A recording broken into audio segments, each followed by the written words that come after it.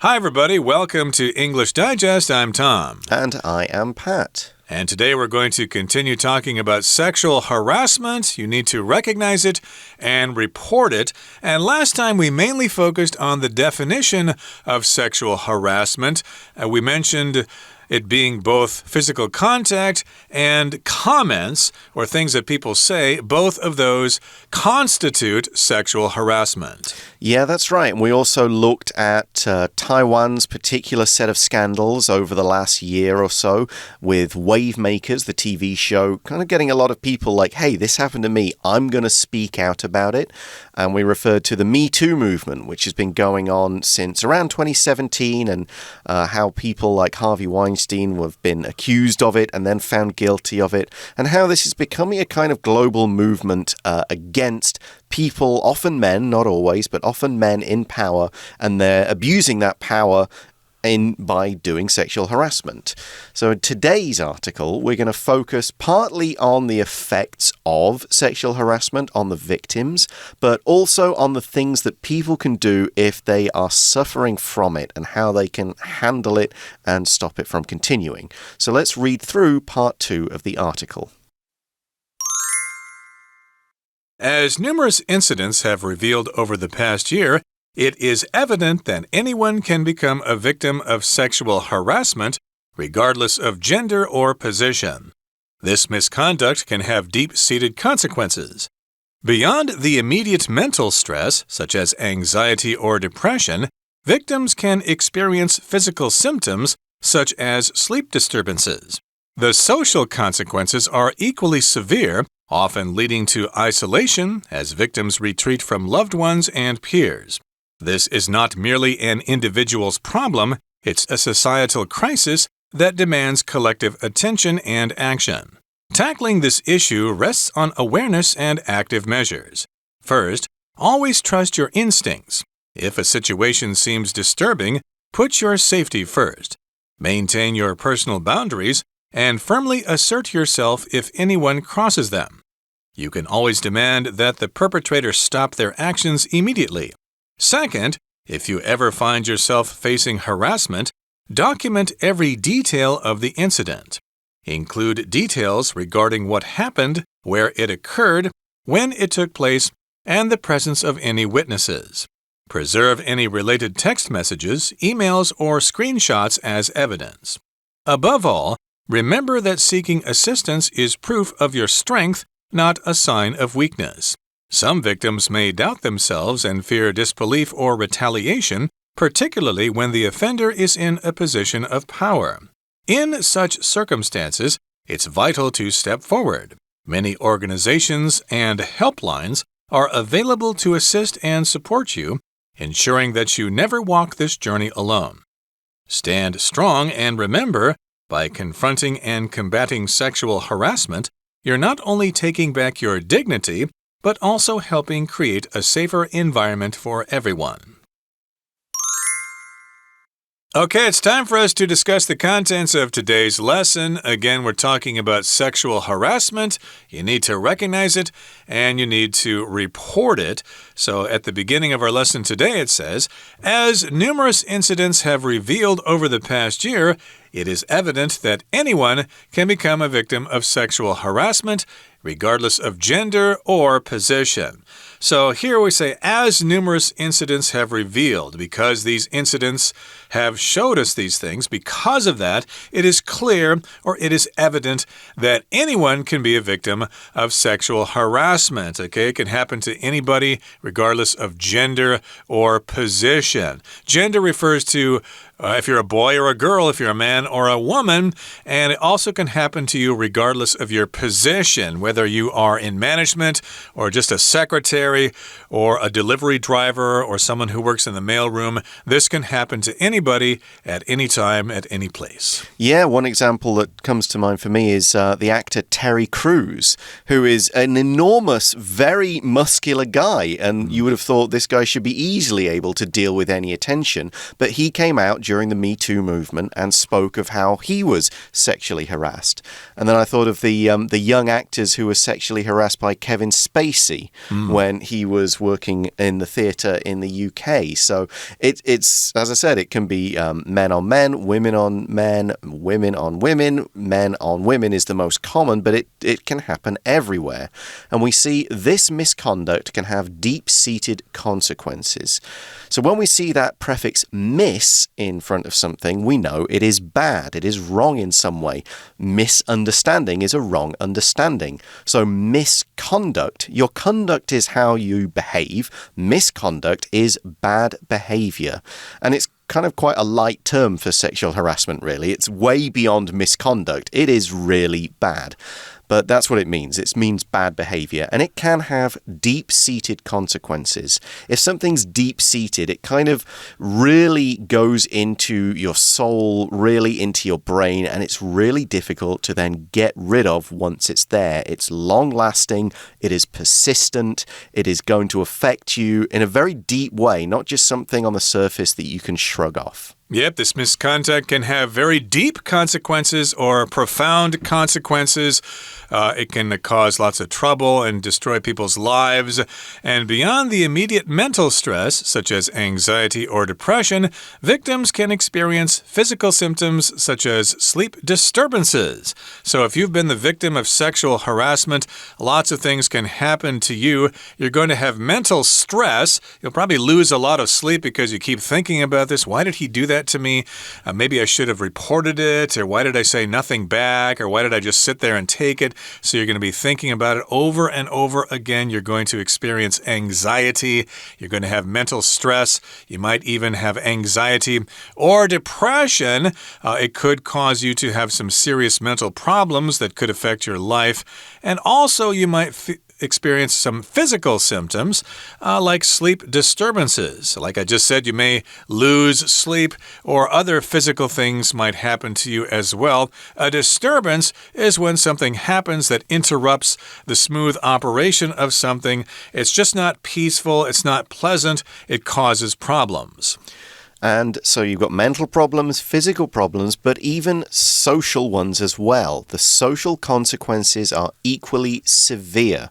Severe means bad. If something is severe, it's even more extreme. It's worse than other things of a similar way. So, yeah, anxiety is bad. Depression is bad, disturbed sleep is bad, and the social consequences or things that could happen in your social life as a result of harassment are equally really bad. The article says the social consequences often leading to isolation as victims retreat from loved ones and peers.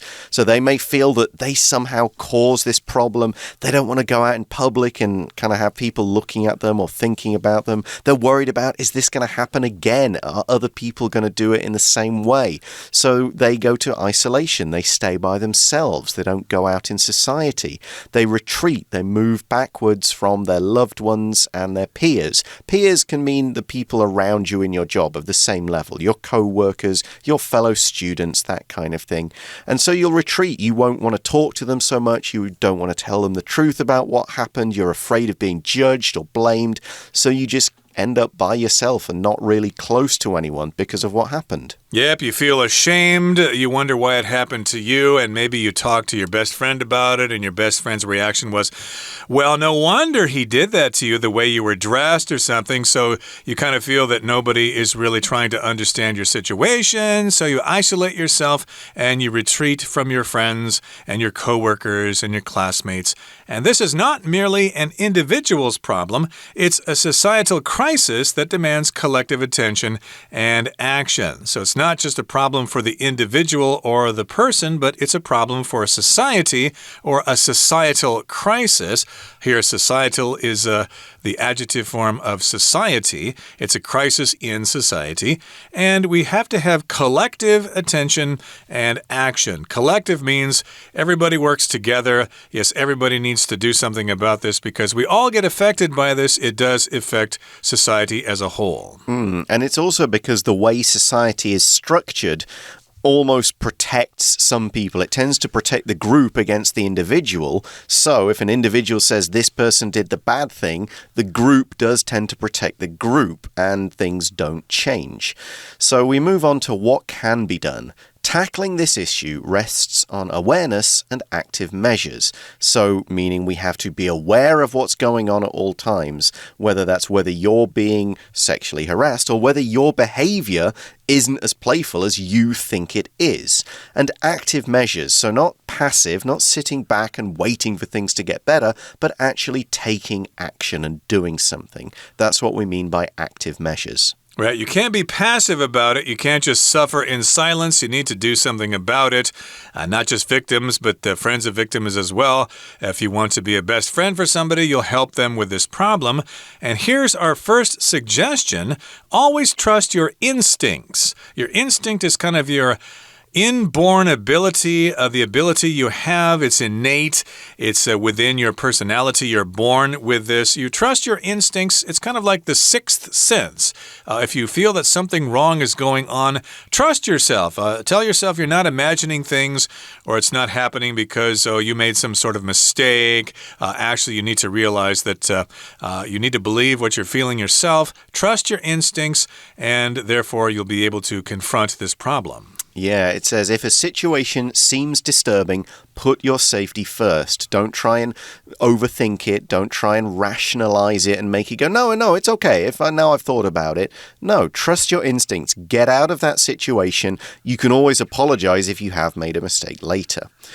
The next hint or tip is maintain your personal boundaries and firmly assert yourself if anyone crosses them. So we mentioned boundaries yesterday. That's your personal space, and that also includes what you find acceptable and what you don't. Maintain that. Don't change who you are and what you find acceptable because, everybody else seems to find it okay. Nobody else is complaining. So don't change who you are. Maintain what you think is okay and not okay. And if anybody crosses those boundaries or violates, using yesterday's words, assert yourself. If you assert yourself, you behave or speak in a confident or forceful manner. You really show, this is what I think. Nobody's going to tell me that I'm wrong. This is what is going on. I'm going to be forceful about it. And I'm going to let other people recognize that this is exactly how I feel about what's happening. Right. So again, you want to assert yourself. You want to be proactive, do something directly and don't, hide away and ignore the problem. You need to assert yourself. We could also say you need to be assertive. And of course, you need to maintain your personal boundaries. Tell the person who's doing this to you to stop doing it. And if they continue, then you can, talk to your boss or talk to somebody else to try to get some more action done about this problem. So yes, indeed, you need to be assertive or to assert yourself in these different kinds of situations. Okay, that brings us to the midway point in our lesson for today. Let's take a little bit of a break now, but please stay tuned. We'll be right back. Hello everyone, 我是派老师。今天讲解的是4月19号 Unit 12 Sexual Harassment. Recognize it, report it.Day 2 这个单元介绍 sexual harassment。第一天的课程，我们就认识到性骚扰的定义，还有哪些迹象。那今天的课程呢，告诉性骚扰的受害者，可能呢会在哪些层面受到影响。那在文章里面，读者也可以看到，如果不幸遭到性骚扰，应该要采取哪些作为才能保护自己。那事后呢，我们又如何调整我们自己的心理？好，那我们一起来看学习重点吧。请同学看到第一段第一个句子。好，那在过去1年当中，其实我们都听到很多 Me Too 相关的事件。那我们从这些事件呢，可以得到一个结论 It's evident that 很明显的，任何人都可能是受害者。Anyone can be a victim, can become a victim。好，那这是跟性别还有位阶无关的 regardless of gender or position。 好，再来看第二个句子 this misconduct， 请同学把 misconduct 画起来。这里的 this misconduct 指的是什么呢？当然就是 sexual harassment。 好，那这样子的性骚扰呢，它带来的后果其实是可能相当严重，那会有很深层的影响的 deep-seated。那就表示呢是相当严重深层的影响。那除了我们知道说性骚扰的那当下会有立即的心理压力 immediate mental stress， 那在这之后呢，其实很多受害者呢还会有一些生理上的症状，像什么 sleep disturbances 睡眠障碍。那这一段里面其实作者写得非常好，他告诉我们会有3个层面的影响。那第一个呢，当然就是我们刚刚讲的 mental stress， 第二个呢就是 physical symptoms， 第三个呢是第4个句子这里 the social consequences。 在社会社交上面其实也会有一些后果，所以同学在自己写英文作文的时候，如果能够像作者这样子井然有序的，那一个句子一个句子告诉你的读者会有哪些不同层面的问题，是相当好的结构。那这是同学呢可以模仿的。The social consequences are equally severe， 所以在社交人际关系这方面，性骚扰造成的后遗症也是相当严重的 severe。 好，有哪些问题呢？ Isolation， 那受害者呢可能呢他会被孤立，那为什么呢？那因为很多受害人呢他们可能会有退缩的这种状况， They might retreat from loved ones and peers。 好，再来请同学看到第2段第1个句子。好，这里 tackling this issue 就是要处理这样子的问题，动词用 tackle。 那这样的问题如何处理，要看什么，依什么而定， rests on， 要2个要素这里依着 awareness 还有 active measures 这2个要素而定。好，依着这2个而定，大家要认识知道什么是性骚扰，那当然还要呢有一些主动积极的做法。好， maintain your personal boundaries， 我们要清楚的呢划界。那如果有人呢越界了， firmly assert yourself， 要坚定的表达自己的立场。 We're going to take a short break now, but please stay tuned. We'll be right back.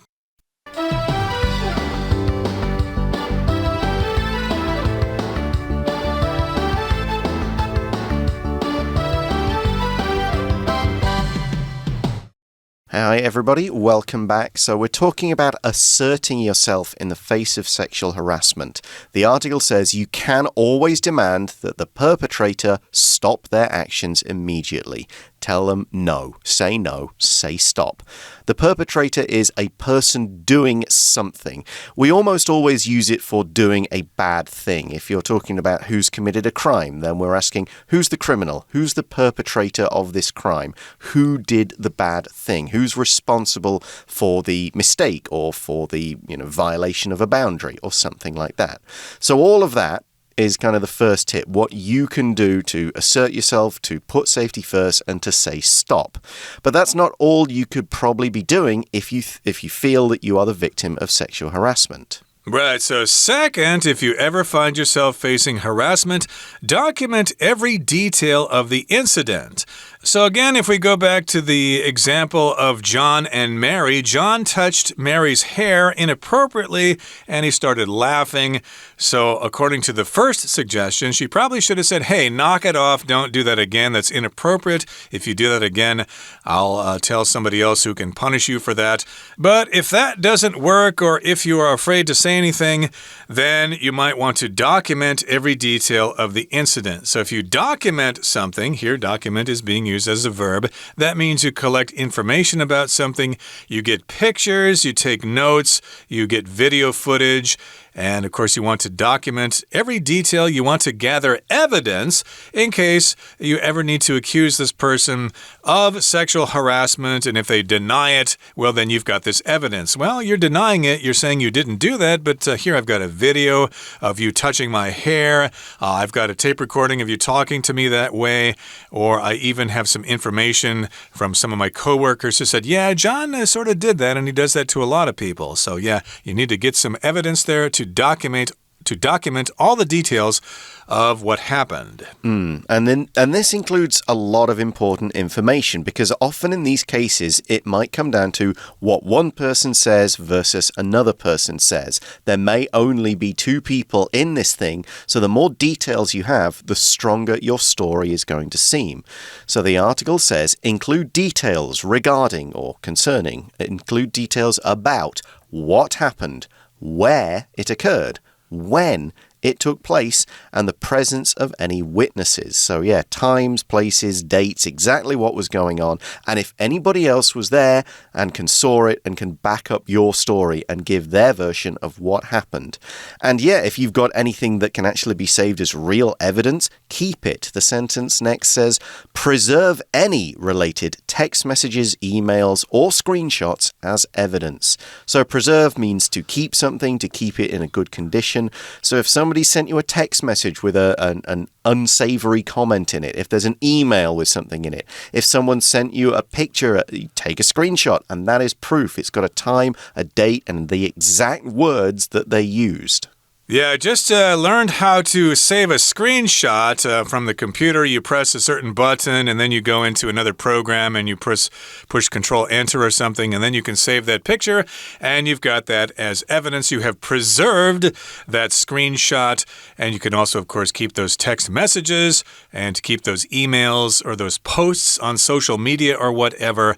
And again, those can be considered as evidence to support your position. Now, here in the final paragraph, it says, above all, the most important thing is to remember that seeking assistance is proof of your strength, not a sign of weakness. So a lot of people, of course, are ashamed that this has happened to them, so they'll think that seeking help or seeking assistance is shameful, that you're weak, that you need to actually seek the help of someone else. It means you're not very independent, you can't take care of yourself. No, it's not a sign of weakness. It is a sign of strength. Again, it's not an indication of weakness. You're actually quite strong if you try to find help for this. Right, because you're recognizing the situation and you're strong enough to declare this isn't okay and I'm going to do something about it, even when the other person is like a boss or a teacher or something.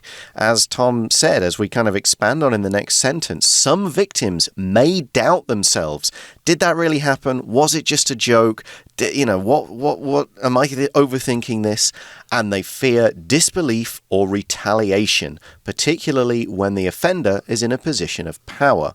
So disbelief, they fear they'll tell their story and people will go, oh no, that couldn't have happened. He's not like that. Or are you sure that's really what happened? Or there will be retaliation. Retaliation is when someone hits back. Somebody gives back some kind of pain or punishment in return for being hit. So if you go and say, hey, my boss touched me inappropriately, that boss has the ability to go, okay, they're fired. They're out of here. So you're worried about what will happen to you. Is he going to hurt me? Is he going to kill my career?